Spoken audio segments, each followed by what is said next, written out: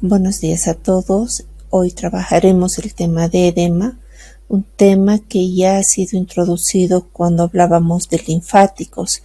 Sin embargo, el edema es mucho más amplio en su contenido, ya que implica la participación de varios órganos y la fisiopatología puede llegar a ser en algún momento compleja de entender.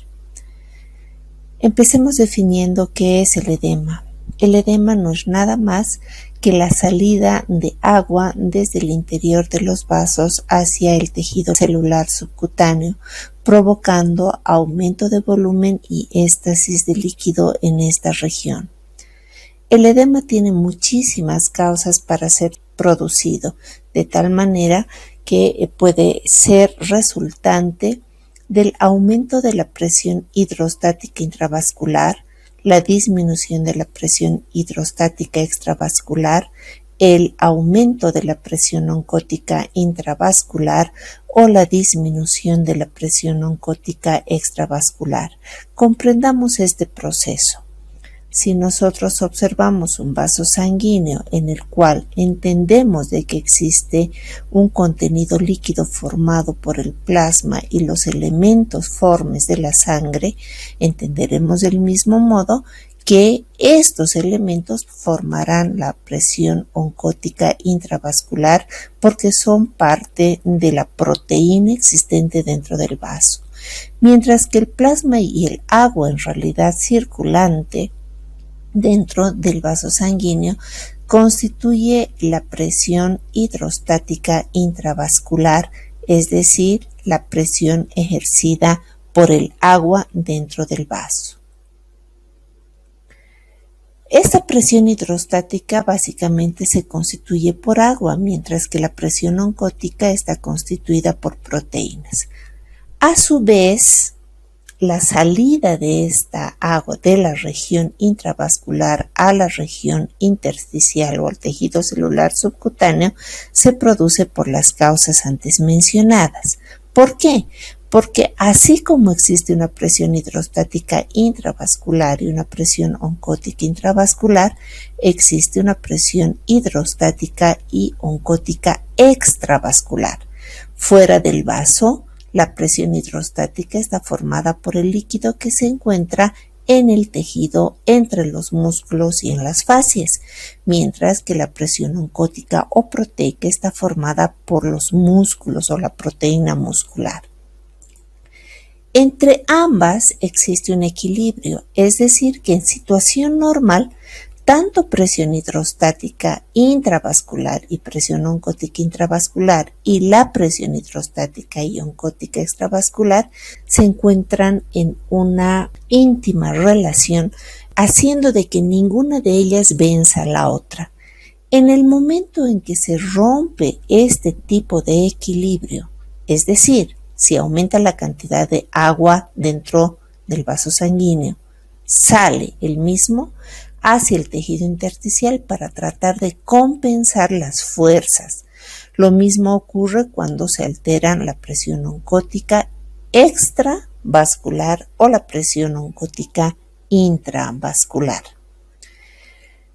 En el momento en que se rompe cualquiera de estos equilibrios es cuando se produce el edema. Sin embargo, cuando hacemos un análisis clínico nos preguntamos si todos los edemas que se presentan en las personas son exactamente iguales. Y no, el edema puede diferenciarse de acuerdo a sus características. Por ejemplo, en un tipo de edema que es el cardíaco. El edema cardíaco, como ustedes verán, se caracteriza porque generalmente la persona despierta con ambos pies hinchados o durante el día se van hinchando progresivamente. El término hinchazón ahora lo traslocaremos al término correcto semiológico que es edema. Es decir, que el edema cardíaco, aquel que tiene su origen en un problema del corazón, cuando hay una insuficiencia cardíaca derecha, se caracteriza por ser bilateral. Se caracteriza por ser rojo, se caracteriza además porque es caliente al tacto, es muy doloroso a la presión y aumenta durante la tarde.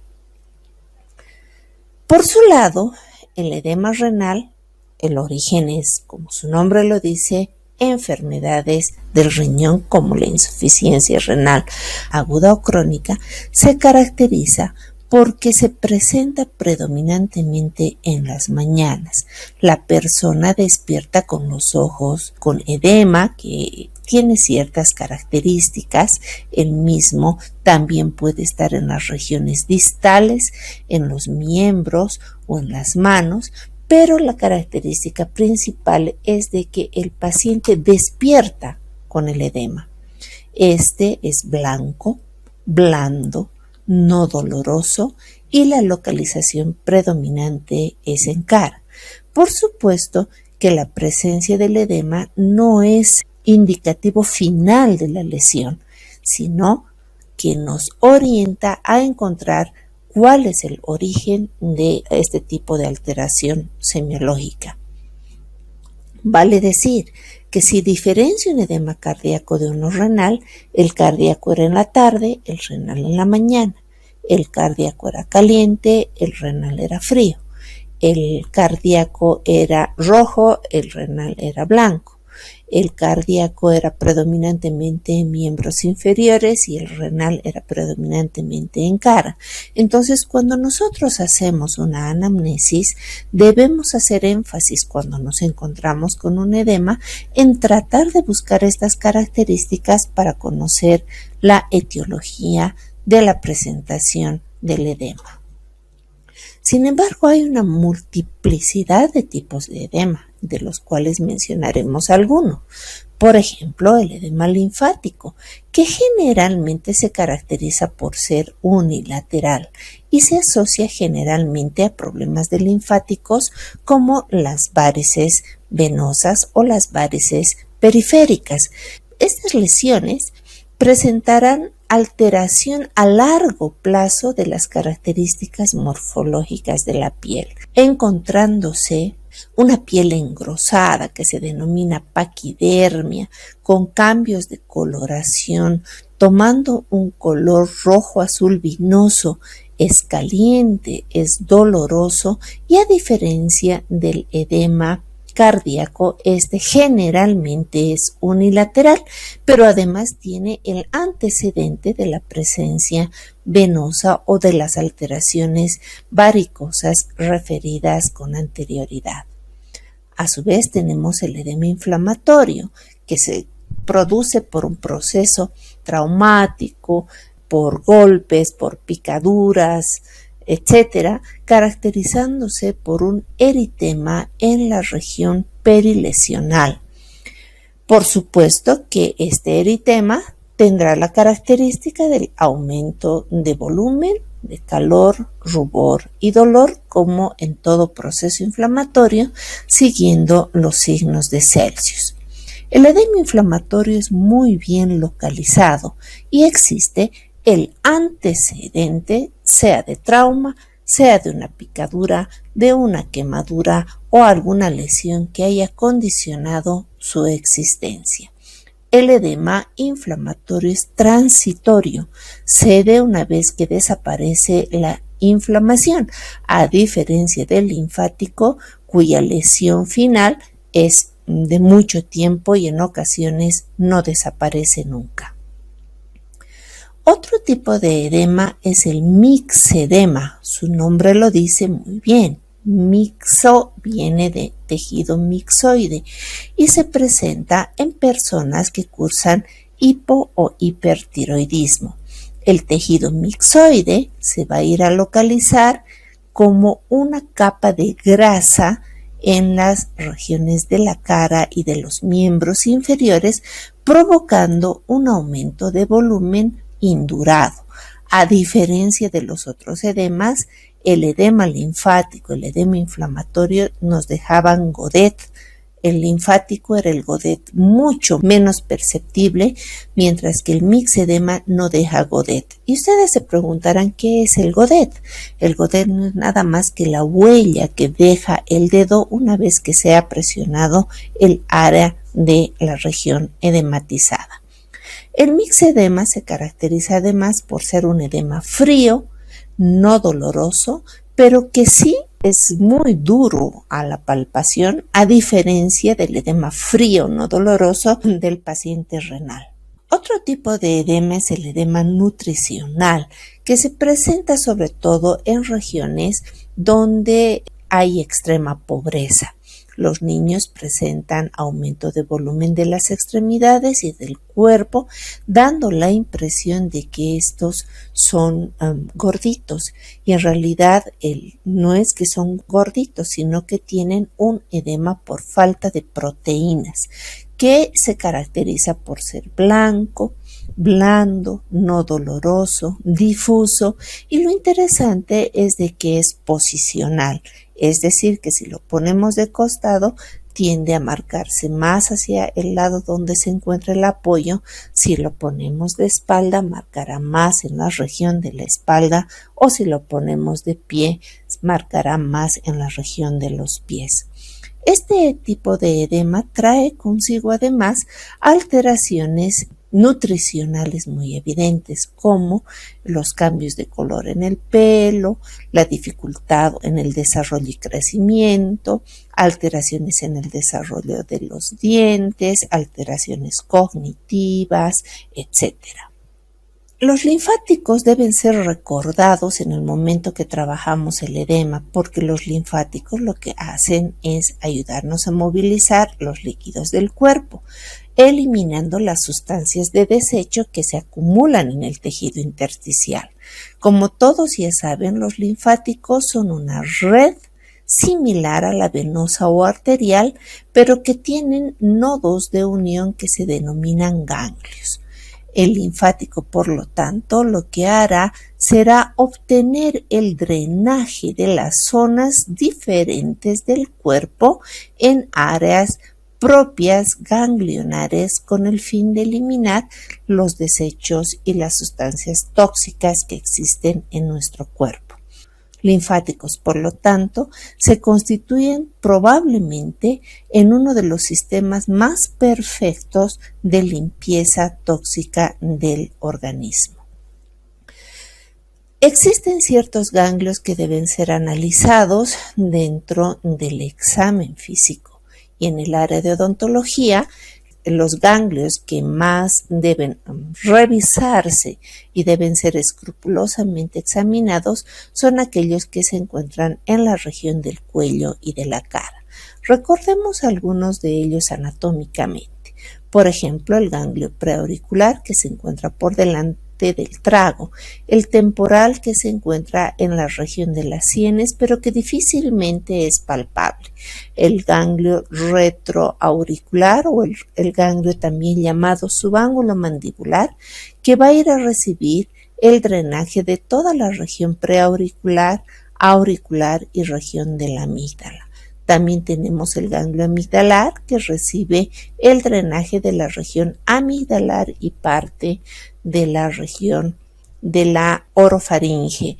También tenemos el grupo de ganglios que se encuentran por debajo del borde inferior de la mandíbula, y uno de ellos, el más importante, los ganglios submandibulares, que reciben el drenaje de las piezas dentarias posteriores de la encía y piso de la boca en la parte posterior. El ganglio submentoniano, que se encuentra por debajo del mentón y detrás de la mandíbula, y recibe el drenaje de todo el piso de la boca y parte de la lengua. Los ganglios faciales, que se han constituido en lo que se llama el triángulo de la muerte, porque reciben el drenaje de toda la región geniana, nariz y parte de senos maxilares. Los ganglios de la cadena cervical anterior, que se encuentran delante del esternocleidomastoideo y reciben el drenaje de la glándula tiroides, de toda la región yugular y de toda la región traqueobronquial superior. Los ganglios cervicales posteriores, cuya cadena importante es la occipital, que recibe el drenaje de la región occipital y parte del cuero cabelludo, además de que reciben el drenaje de la región posterior del cuello y de la región posterior de la orofaringe. Los ganglios cervicales posteriores, que se localizan casi al final del borde posterior del esternocleidomastoideo y encima de la clavícula, que reciben el drenaje de la parte alta de los pulmones y la parte posterior de cuello.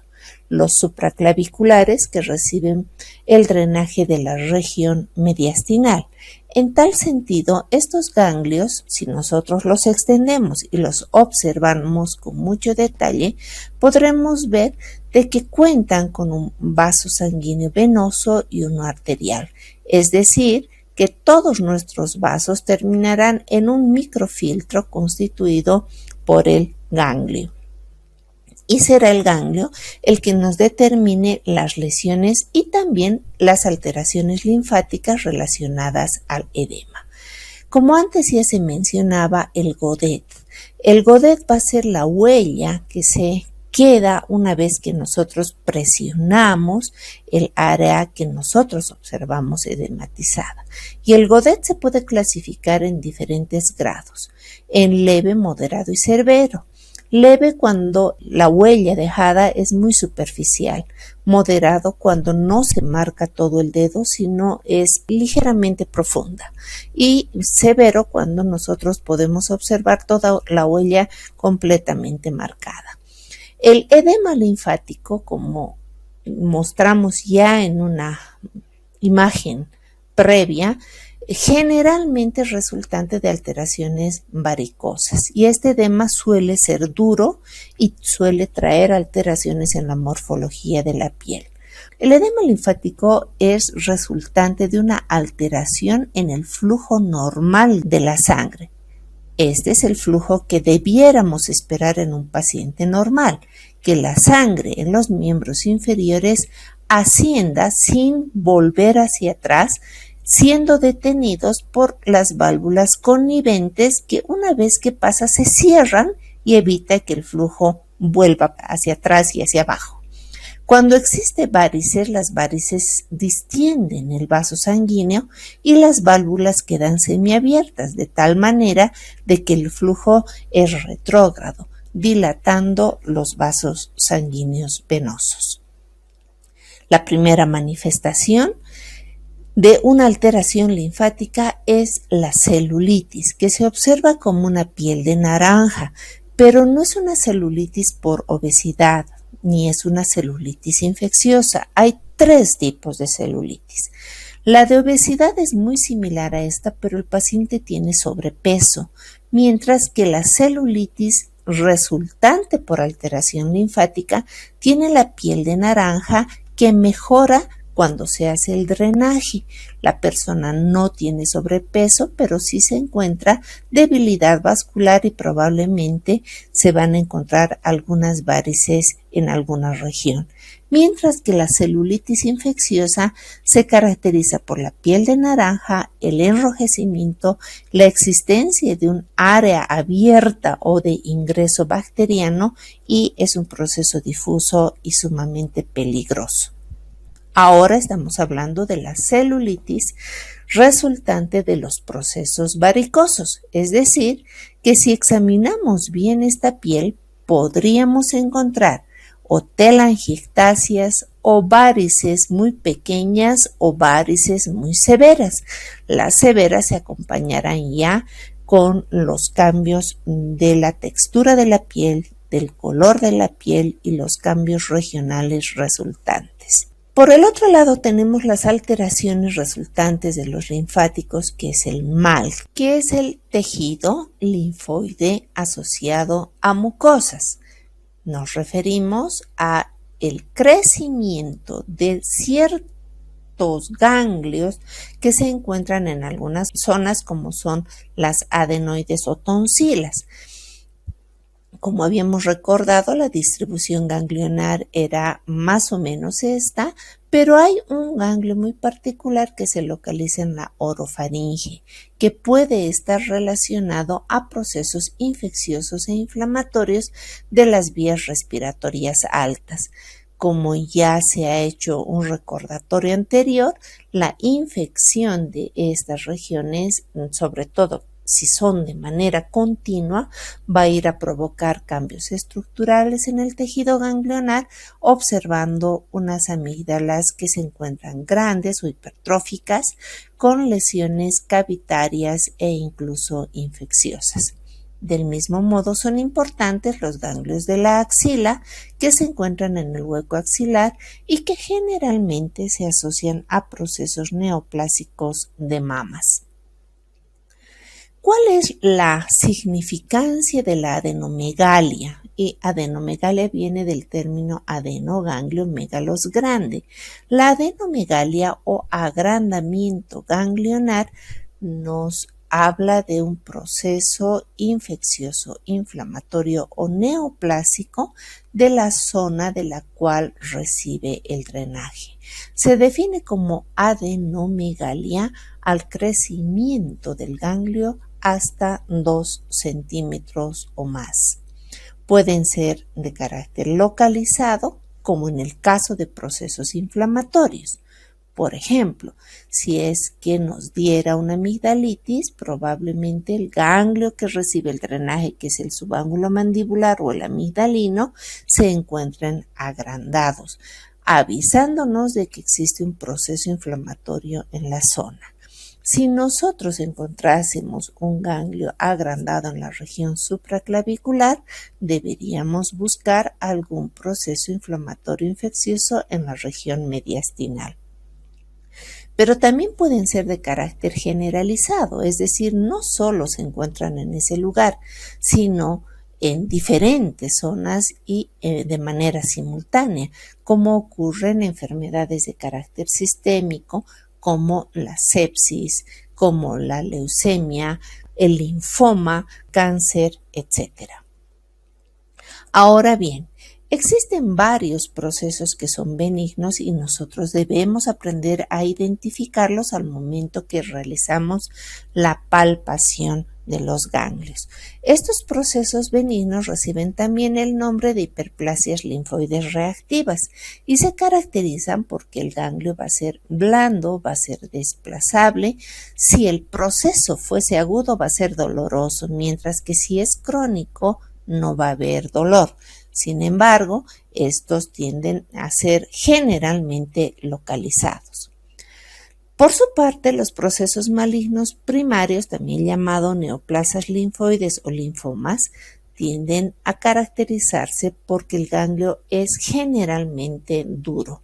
Cuando se trata de cáncer, el ganglio es pétreo, es como tocar una piedra.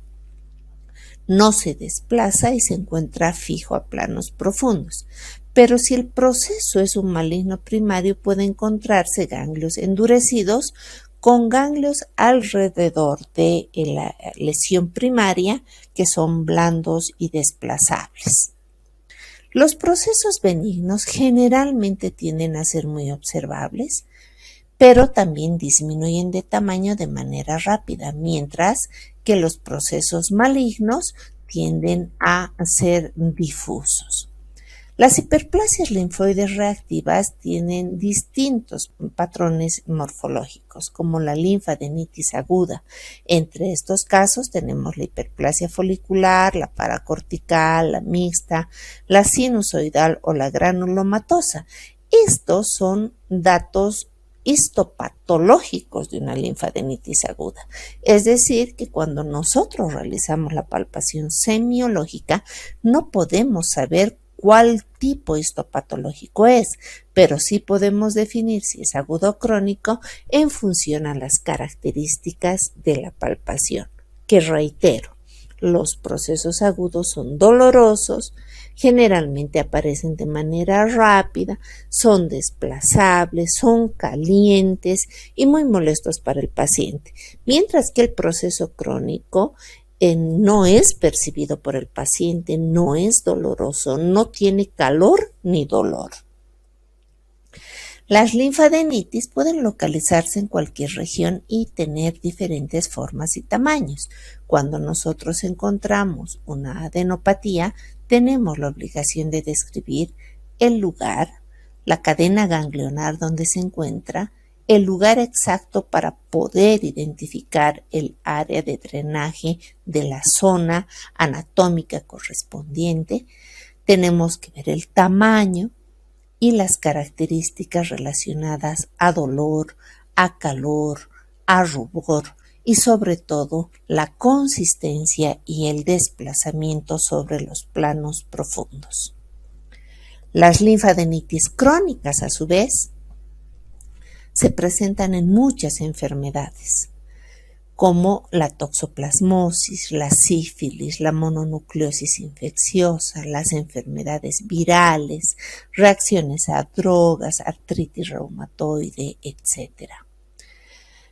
Tal vez una de las más frecuentes y a las que vale la pena llamar la atención es la mononucleosis infecciosa, debido a que se presenta con una manifestación muy marcada, con mucho dolor en la orofaringe y se pone en contacto directo con la atención odontológica. La mononucleosis infecciosa está producido por un virus que es el Epstein-Barr en el 90% de los casos y las más de las veces pasa de forma silenciosa. Se denomina también enfermedad del beso. Se puede presentar en cualquier grupo de edad, pero es mucho más frecuente en la edad media entre los 15 a 20 años de edad. Esta enfermedad, que se transmite, como su nombre lo dice, por el beso, se caracteriza por intenso dolor orofaringeo y en el examen físico se puede evidenciar una orofaringe completamente eritematosa con hiperplasia e hipertrofia de las amígdalas, extremo dolor y en ocasiones placas blanco-purulentas. El proceso es viral, por lo cual no requiere tratamiento y debe observarse hasta la resolución. Sin embargo, en ocasiones puede ser tan importante el aumento de volumen que limita la deglución y limita en muchos casos la respiración, por lo cual se debe prestar mucha atención. Es extremadamente contagiosa. Otro grupo de neoplasias son las neoplasias de origen hematopoyético, es decir, aquellas que se originan en el tejido linfoide mismo o en los tejidos linfáticos. De allí que las neoplasias linfoides tienden a ser muy grandes y generalmente difusas. Las neoplasias linfoides son muy evidentes, mientras que las mieloides pueden no tener esa evidencia física externa, sino más bien van a ir a producir el daño en varios órganos internos, entre ellos el hueso, provocando destrucción de los tejidos. Las neoplasias linfoides generalmente se presentan por alteración de los linfocitos B. Lastimosamente, la mayoría de estas son malignos. Pueden tener comportamientos muy diferentes. Pueden haber neoplasias de alto grado, provocando alteraciones morfológicas muy evidentes y destrucciones de tejido, y el pronóstico es muy malo. Las neoplasias linfoides crónicas van a caracterizarse generalmente por fractura espontánea de los huesos, que si se presenta en niños muchas veces se confunde con procesos de raquitismo, pero también existen otras neoplasias en las cuales se presentan lesiones en sacabocados, en el cráneo, múltiples lesiones en el cráneo o en los tejidos largos, que nos va a llevar a el diagnóstico de una neoplasia linfoide crónica. La cantidad o la frecuencia de los linfomas en niños va a variar. Es así que el 65 a 75% de aquellos linfomas presentes en el grupo infantil es de carácter linfoblástico, mientras que el 30 a 40% corresponde a un linfoma de Burkitt, mientras que el linfoma difuso y el anaplásico son muy excepcionales.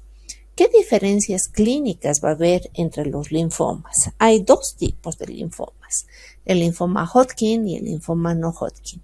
El linfoma Hodgkin generalmente se localiza en un solo grupo de ganglios linfáticos. linfáticos, es decir, o toma la cadena axilar o toma la cadena cervical, pero toma un solo grupo de linfáticos, mientras que los linfomas no Hodgkin generalmente toman múltiples ganglios linfáticos en la región de la periferia. El linfoma Hodgkin se disemina por contigüidad y la diseminación del no Hodgkin no es por contigüidad. El linfoma Hodgkin rara vez afecta los ganglios del anillo de Waldeyer, es decir, que rara vez observaremos alteraciones o crecimientos ganglionales en la región cervical y orofaringea, mientras que el linfoma no Hodgkin frecuentemente los compromete. El linfoma Hodgkin y el no Hodgkin son tal vez las patologías más severas que se pueden presentar dentro de las alteraciones de los linfáticos, por lo cual el examen de los mismos es una prioridad dentro de todas las áreas y una buena palpación y examen y anamnesis podrá orientarnos hacia el tipo de diagnóstico que nosotros pretendemos encontrar o tener como hallazgo para la presunción y tratamiento.